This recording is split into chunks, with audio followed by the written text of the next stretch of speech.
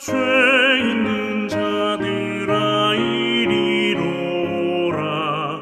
주 예수 앞에 오라. 간절히 오라고 부르실 때에 우리는 지체하랴. 주님의 은혜를 왜 아니 받고 못 들은 채 하려나. 오라 오라 방황치 말고 오라.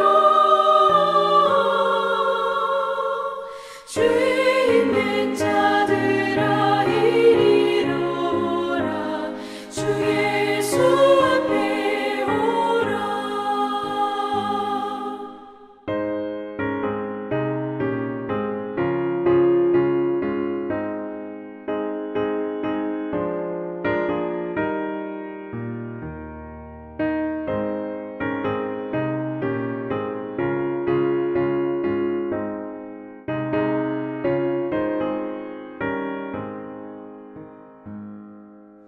세월이 살같이 빠르게 지나 쾌락이 끝이 나고 사망의 그늘이 너와 내 앞에 둘리며 가리우네.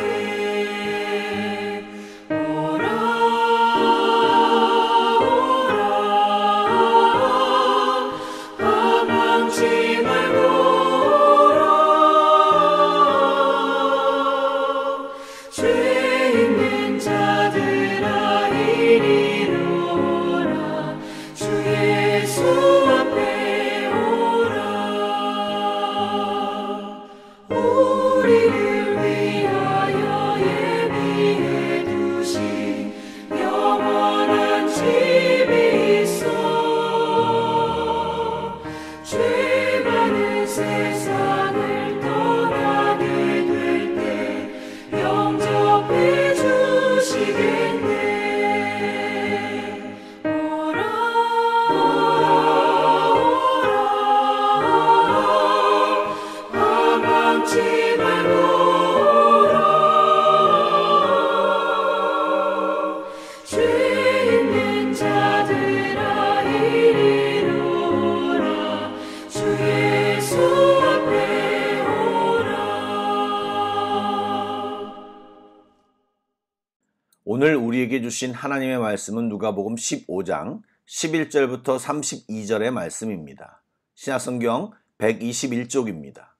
누가복음 15장 11절부터 32절의 말씀을 드라마 바이블로 낭독합니다. 어떤 사람에게 두 아들이 있는데 그 둘째가 아버지에게 말하되 아버지여 재산 중에서 내게 돌아올 분깃을 내게 주소서 하는지라. 아버지가 그 살림을 각각 나눠주었더니 그 후 며칠이 안 되어 둘째 아들이 재물을 다 모아가지고 먼 나라에 가 거기서 허랑방탕하여 그 재산을 낭비하더니 다 없앤 후 그 나라에 크게 흉년이 들어 그가 비로소 궁핍한지라. 가서 그 나라 백성 중 한 사람에게 붙여 사니 그가 그를 들로 보내어 돼지를 치게 하였는데 그가 돼지 먹는 쥐엄 열매로 배를 채우고자 하되 주는 자가 없는지라. 이에 스스로 돌이켜 이르되 내 아버지에게는 양식이 풍족한 품꾼이 얼마나 많은가. 나는 여기서 줄여 죽는구나. 내가 일어나 아버지께 가서 이르기를 아버지, 내가 하늘과 아버지께 죄를 지었사오니 지금부터는 아버지의 아들이라 일컬음을 감당하지 못하겠나이다. 나를 품꾼의 하나로 보소서 하리라 하고 이에 일어나서 아버지께로 돌아가니라. 아직도 거리가 먼데 아버지가 그를 보고 측은히 여겨 달려가 목을 안고 입을 맞추니 아들이 이르되 아버지, 내가 하늘과 아버지께 죄를 지었사오니 지금부터는 아버지의 아들이라 일컬음을 감당하지 못하겠나이다 하나 아버지는 종들에게 이르되 제일 좋은 옷을 내어다가 입히고 손에 가락지를 끼우고 발에 신을 신기라. 그리고 살찐 송아지를 끌어다가 잡으라. 우리가 먹고 즐기자. 이 내 아들은 죽었다가 다시 살아났으며 내가 잃었다가 다시 얻었노라 하니 그들이 즐거워하더라. 마다들은 밭에 있다가 돌아와 집에 가까이 왔을 때 풍악과 춤추는 소리를 듣고 한 종을 불러 이 무슨 일인가 물은데 대답하되 당신의 동생이 돌아왔음에 당신의 아버지가 건강한 그를 다시 맞아들이게 됨으로 인하여 살찐 송아지를 잡았나이다 하니 그가 노하여 들어가고자 하지 아니하거늘 아버지가 나와서 고난데 아버지께 대답하여 이르되 내가 여러 해 아버지를 섬겨 명을 어김이 없거늘 내게는 염소 새끼라도 주어 나와 내 벗으로 즐기게 하신 일이 없더니 아버지의 살림을 장녀들과 함께 삼켜버린 이 아들이 돌아오매 이를 위하여 살찐 송아지를 잡으셨나이다. 아버지가 이르되 예 너는 항상 나와 함께 있으니 내 것이 다 네 것이로되 이 내 동생은 죽었다가 살아났으며 내가 잃었다가 얻었기로 우리가 즐거워하고 기뻐하는 것이 마땅하다 하니라. 평안히 주무셨습니까? 주의 사랑과 은혜가 오늘 주님 앞에 앉아있는 우리 모두에게 임하기를 소망합니다. 성령님께서 이 시간 우리를 인도하여 주실 것을 믿고 기대합니다. 아멘. 축복합니다. 말씀을 나누겠습니다. 오늘 본문은 우리가 잘 아는 탕자의 비유입니다. 그러나 사실 이 비유의 제목은 앞에 소개된 비유들과 같이 잃어버린 아들을 되찾은 아버지의 비유로 바꾸어야 합니다. 그것은 살펴보신 것처럼 15장에 나오는 비유들이 모두 잃어버린 것에 대하여 말하고 있기 때문입니다. 많이 아시니까 내용 설명은 간단히 하고 좀 더 의미와 생각할 것을 더 많이 이야기해 보겠습니다. 예, 비유에서 등장하는 한 사람에게는 두 아들이 있습니다. 잘 아시다시피 둘째 아들은 바로 세리들과 죄인들을 상징합니다. 그런데 예수님은 그 사람들을 당당히 둘째 아들로 소개하시며 비유의 설정부터 세리와 죄인들이 유대 사회 가운데 무시해도 좋을 소수가 아님을 밝히고 있습니다. 유대인들이 세리와 죄인들을 생각하는 것처럼 비유 속에 등장하는 둘째 아들의 모습은 극도로 혐오스럽게 그려지고 있습니다. 둘째 아들이 유산을 달라고 요구했습니다. 아버지가 죽지 않았는데 유산을 달라는 것은 아버지가 죽기를 바란다는 의미입니다.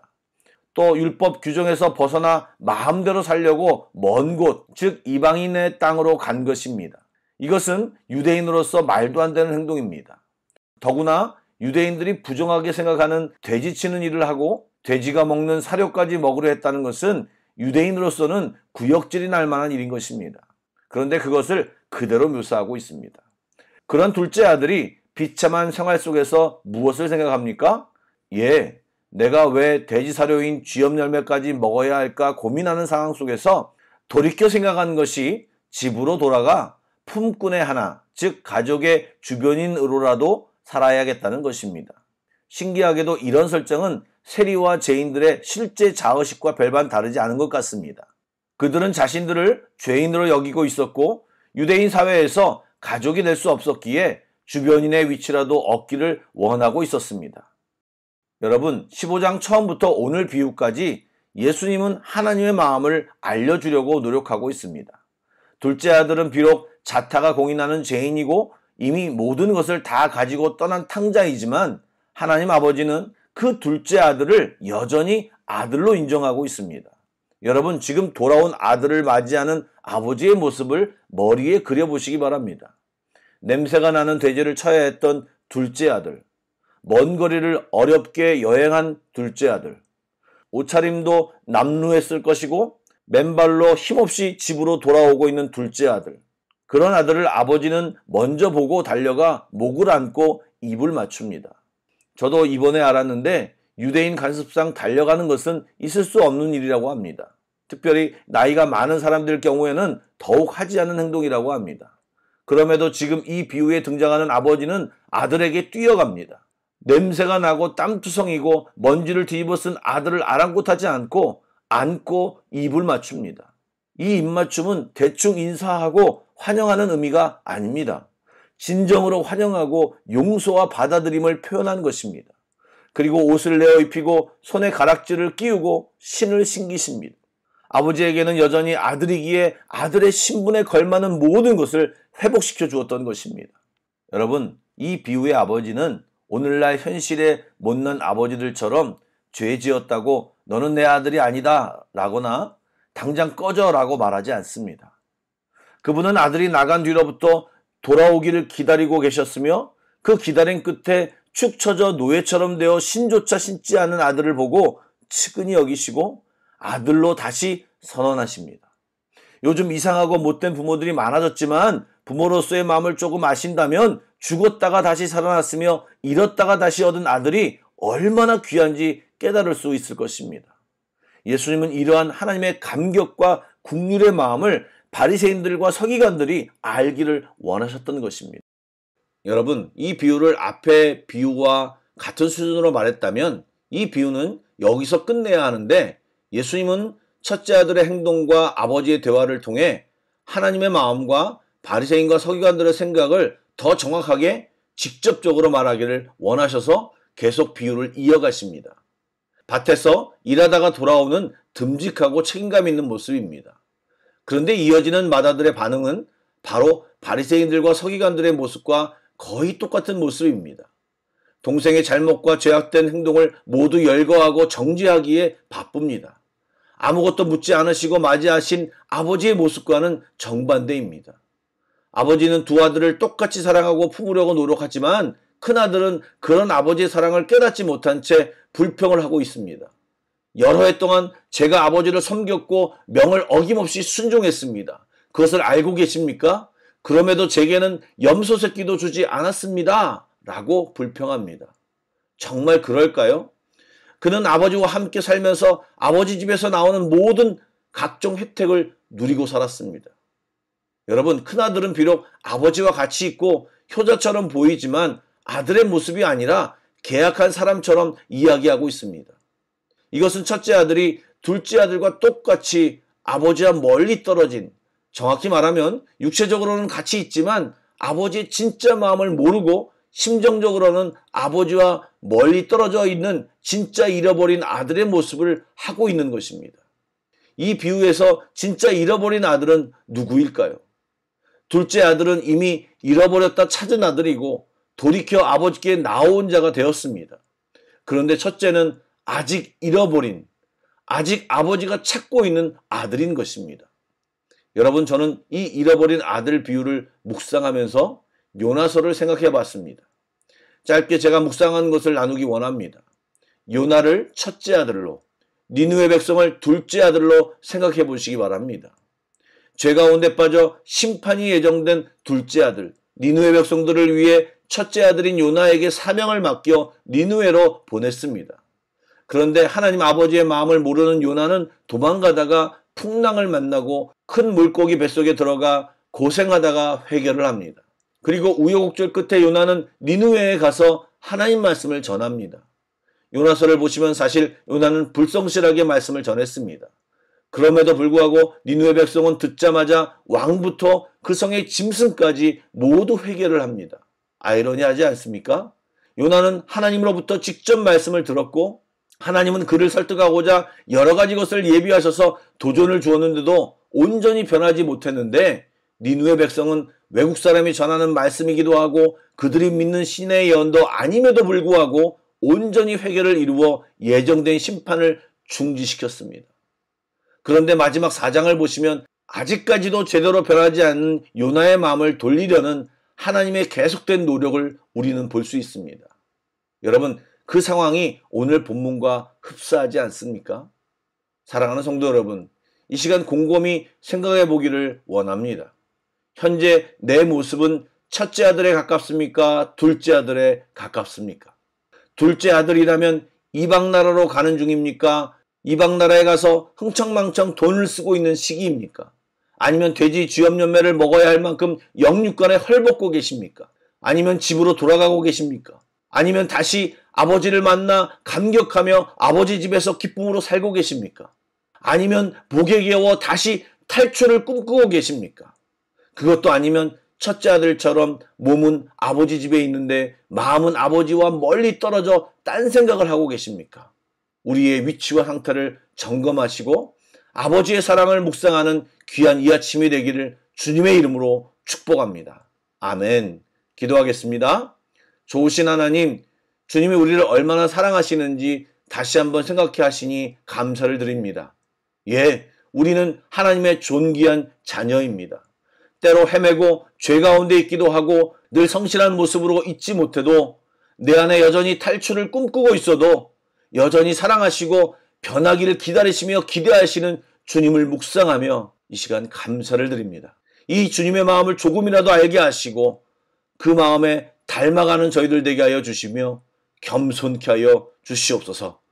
주님을 더욱 알기 원합니다. 오늘도 기도할 때 주님의 깊은 마음을 다 아시는 성령님께서 저희들에게 하나님의 사랑과 마음을 알게 하시고 부어 주시옵소서.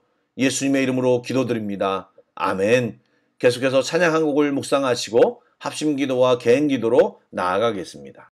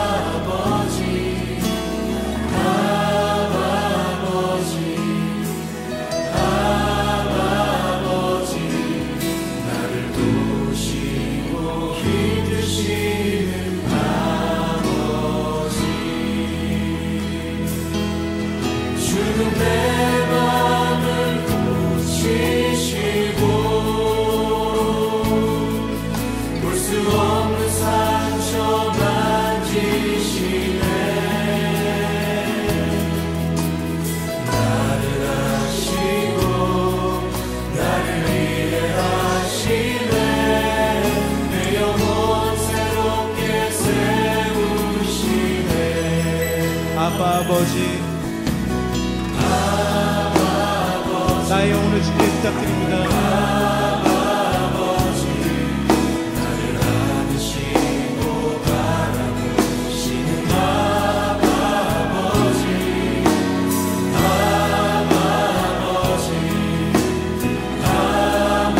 아버지, 나를 도우시고 힘주시는 내 맘을 고치시고 주는 내 맘을 고치시고 아멘. 볼 수 없는 상처 만지시네. 나를 아시고 나를 위해 하시네. 내 영혼 새롭게 세우시네. 주는 내 맘을 고치시고 내 맘을 고치시고 볼 수 없는 상처 만지시네. 나를 아시고 나를 위해 하시네. 내 영혼 새롭게 세우시네. 다시 한번 이 노래를 부를 때는 옆에 있는 분과 함께 불렀으면 합니다. 시간 아버지가 얼마나 당신을 사랑하시는지, 그리고 아버지의 능력이 당신에게 충만히 임할 것을 선포하고 기도하고 또 기대하는 마음으로 불렀으면 합니다. 다시 한번 불러보겠습니다. 아버지, 아버지, 너를 안으시고 바라보시는 자리에서 다 함께 일어나겠습니다.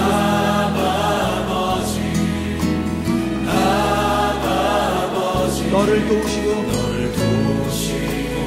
힘주시는 아버지 주는 내 맘을 고치시고 주는 내 맘을 고치시고 아멘